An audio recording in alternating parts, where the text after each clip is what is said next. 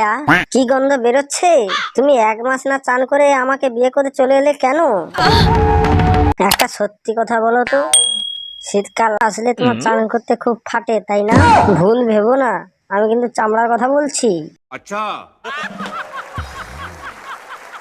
সত্যি করে বলো তো পিয়া, তুমি কি পটি করে কোনোদিন ছুচাও? একটু ভ্যাসলিন মেখে নাও পিয়া, তাতে তোমার গায়ের গন্ধটা তো একটু যাবে। আমার মতো এই ভদ্রলোকের এত নোংরা বুক কেন? হ্যাঁ, তুমি জানো আমি ডেলি 2 বার করে স্নান করি, তাও আবার ফ্রিজের জল দিয়ে। আমি কি এখানে ছিড়তে এসেছি?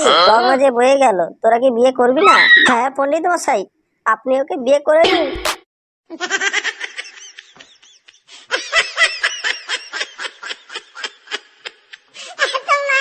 আজকে সব বডি লোশন বেচেই বাড়ি যাবো। এক্সকিউজ মি ম্যাডাম, লাগাবেন নাকি? জানোয়ার কথা করে বললে হবে না, ডেমো দেখাতে হবে। এক্সকিউজ মি, লাগিয়ে দেবো নাকি? কি বললি? জানোয়ার কথা কর। এরা সব ভুলভাল ভেবে নিচ্ছে, টিভিতে যেভাবে অ্যাড হয় সেভাবেই বেচতে হবে। আপনার ফাটে নাকি? তুই কি ফাটাবি রে? আমি তোর ফাটিয়ে দিচ্ছি। আমার জীবনে একটা জিনিসের খুবই অভাব, কাজ। 2-1টা বই হিট হওয়ার পরে আমার সব বই ফ্লপ হয়ে গেল। কেউ আমাকে কাজই দেয় না, তাই আমাকে এসব আলওয়াল জিনিসের অ্যাড দিতে হয়। শালারা ড্যাশ এমন পড়ায় যেন উল্টো পাল্টা জিনিসের অ্যাডভার্টাইজ দিতে হবে।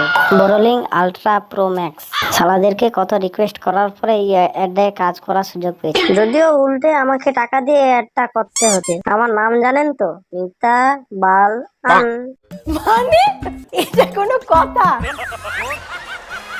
শোনো ডার্লিং, কাল তুমি এমন গরম জল দিয়ে স্নান করেছো, আমাদের বাড়ির গ্লেজারটা খারাপ হয়ে গেছে, তাই আজকে তোমাকে স্নান করানো যাবে না।